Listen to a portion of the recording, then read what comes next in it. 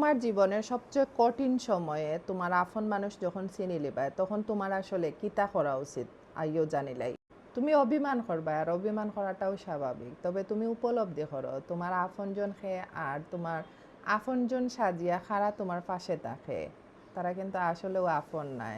বুঝছো নি? এখন ধৈর্য ধরো এবং চুপ থাকো, আর নীরবতা কিন্তু সব কথার উত্তর দেয়।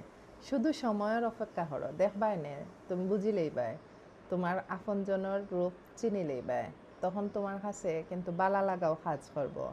বুঝছো নি কিতা? আর সব আল্লাহরা তো ছাড়ি দাও, কিতা করবা, তোমার হাতে তো কিচ্ছু নাই। বুঝছো না নি? আপনজন যে আসিলে আর তোমার কাছে নাই, তোমারে কঠিন সময়ে তোমার লগে মানে যেটা করা উচিত এটা করেন না।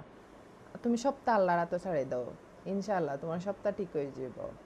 আর আপনজনের রূপ তো আর চিনি লইলে, বুঝছো না নি? কঠিন সময়ে তোমার সবটা শিখাই লইল।